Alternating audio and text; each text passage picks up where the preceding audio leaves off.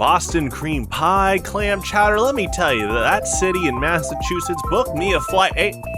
Oh, nice. I'll hold on to that. Book me a flight down the road for sure. I'd like to visit. I love this.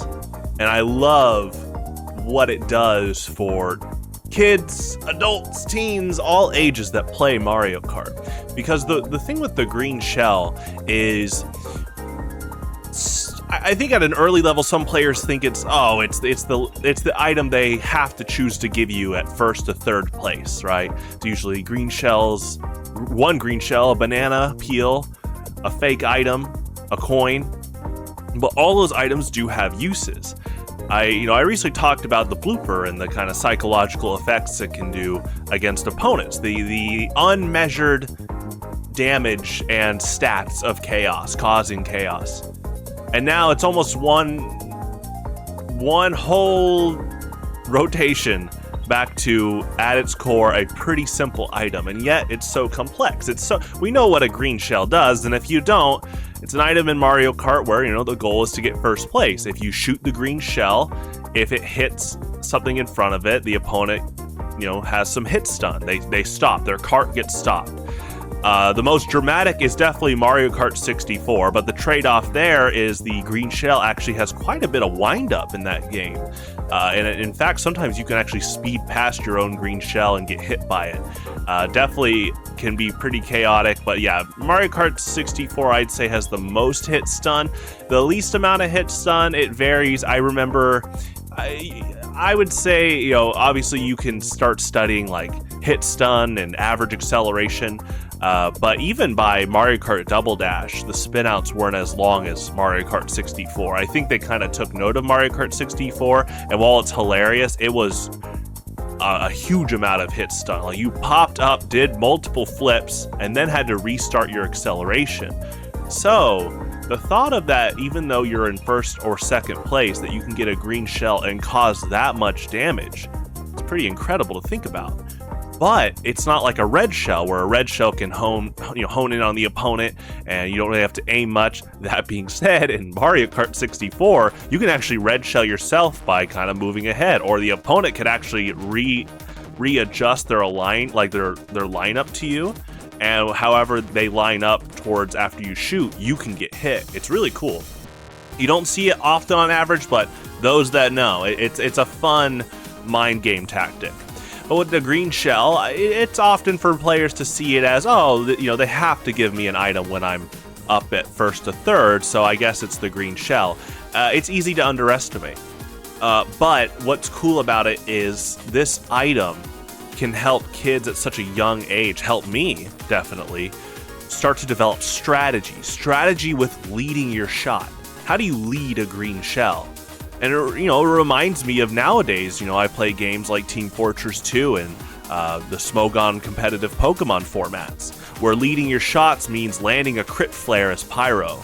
Leading your shots in Pokemon can be predicting your opponent to switch into Landorus and using Ice Beam on Rampardos.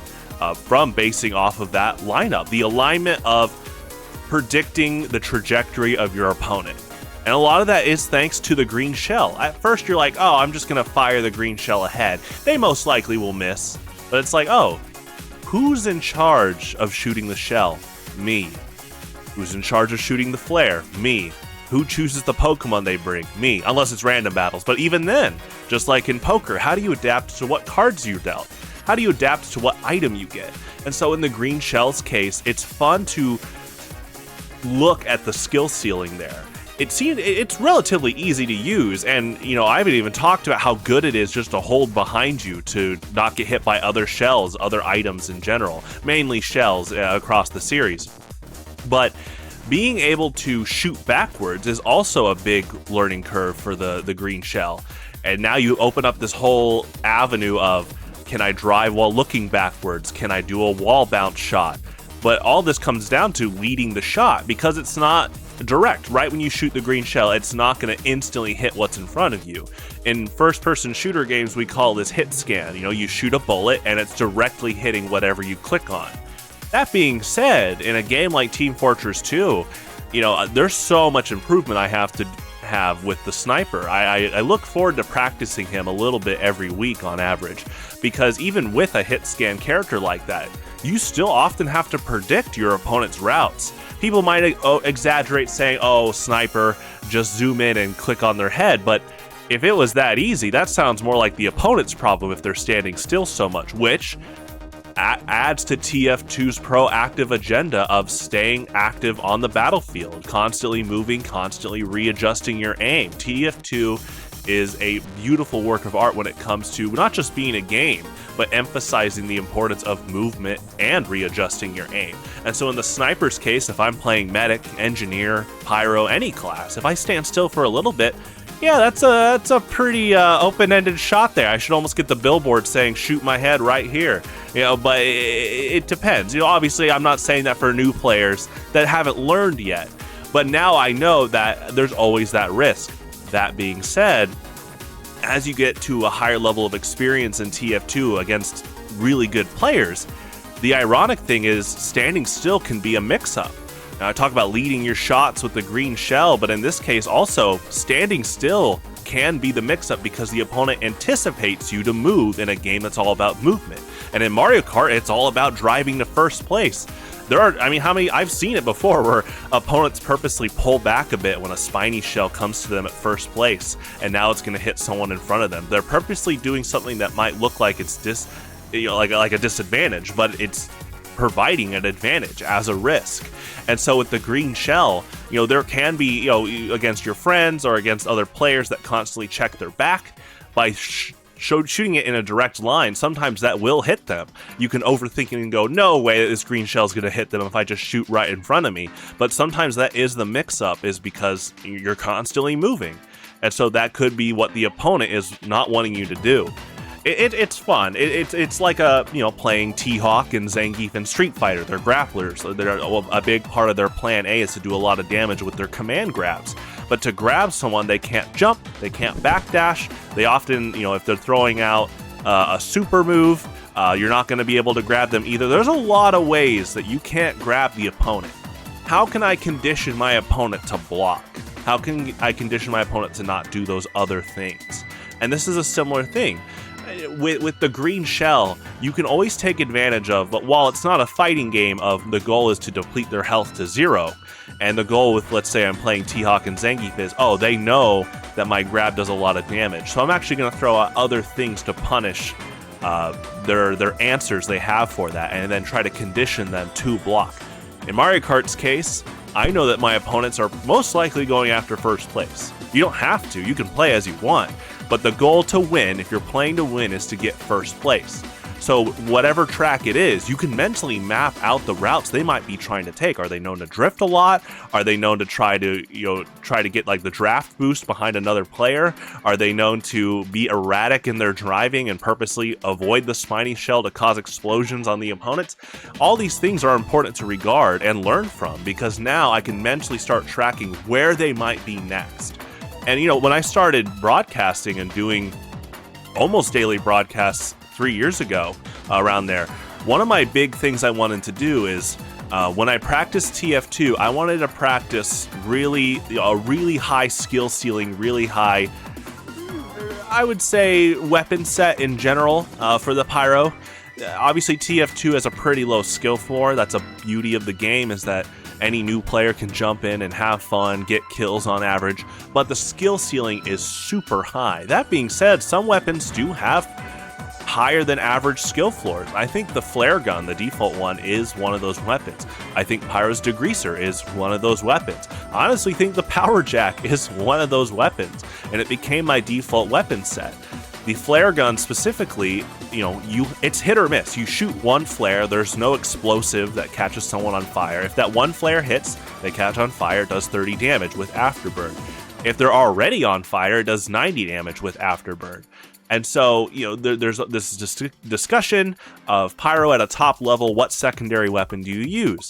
And a lot of players say shotgun detonator is consistent, and that's true if they're saying consistent as in shoot and there's a big hitbox, whether it's 9 bullets with the shotgun or a detonator flare that explodes and has a pretty big range, especially compared to a default flare. But now with the default flare gun, you either hit it or you don't. And you're asking, well, what's the trade-off? Well, detonator, if you land a crit flare there, doesn't do even like 50 damage. And that's not to undermine the detonator. That's just to compare. Like, it does under 50 damage for its mini crit. You get a mini crit from it, but with the flare gun, you get a full crit. So around 90. And so to me, I'm like, okay, so I love those other weapons. I use them quite a bit as well. Detonator's really good at getting rid of sticky bombs. Shotgun can be good at mid to even long range poking if you need to do some chip damage. It can be really good up close as well. The flare gun is something that if you dedicate a lot of practice to, you can start getting better, not just with obviously muscle memory, but starting to keep track of different player tendencies. How can I throw my greed shell and understand that my opponent probably won't be right in front of me, yet by watching them race, they tend to hug the ledges a bit. Or I say ledges like in Smash Brothers, but in this case, that you definitely can get like trick boosts if you go off ledges like that. How can I anticipate that when they go for a lot of tricks, which is really good, where will they land? Where are they known to land? What are they known to do? Where's the end of this track? Oh, there's a hard right, and then that's it on the final lap. So can I throw this shell over off-road and anticipate where they are? Being able to push yourself like that, I think, is a really important skill, not just in Mario Kart, not just in TF2, but in life. Being able to challenge yourself, go for those daring reads, go for those daring approaches based on what you've analyzed. Collect data in a fun way. When teachers talk about science is fun, this is the case of science really can be fun. How can you anticipate the way the physics of the game work? In Pyro's case, his degreaser flamethrower does less afterburn, but you switch your weapons faster. Compression blast costs a bit more, but if you're willing to compensate by understanding where the metal boxes are placed around the map, play with your engineer and the dispenser a lot in terms of protecting his buildings, but also getting metal back, and you're also able to take advantage that when you use the flare gun, that afterburn reduction doesn't count. So basically, you can light them on fire with the degreaser, switch faster to the flare gun than your regular flamethrower, and light them on fire. Not only is that a crit flare with combo, which often after afterburn is around 100 plus damage. Obviously, they can heal and all that, but for around like a second, you got about 100 damage on them already. So you do that, and now the afterburn is regular. It's not the degreaser nerfed afterburn. So already combining those two provides a lot of synergy, but that synergy anchors around how much can you use the new capabilities of these weapons while working around the trade-offs. In the Power Jack's case, when you get this melee weapon out, you move faster, but you're more vulnerable to damage. So I've actually been practicing jumping jacks, which is you can get the Power Jack out, move faster while jumping, and then quickly put it away with the degreaser, and the degreaser's weapon switch speed helps with this. So now you mitigate the damage increase done to you while also getting a movement boost there. Also, the Power Jack gives you some health when you kill an opponent, so that's its own skill ceiling that I love. There are times you do need a little bit of HP, so you can take the risk of running faster with this melee weapon to getting a kill, while risking that you take more damage. And it's not just in TF2, not just in Mario Kart, but Pokemon, fighting games in general. When you play against an opponent, I talked about poker, there's risk and reward, but the fun part is about games. If you're willing to be okay with losing, if you're willing to just put actions out there, analyze what worked, what didn't, readjust, and understand that we all press buttons differently, we all race to that finish line differently, you might find the next green shell to hit them and get first place. But it's okay getting that silver. I love Mondays.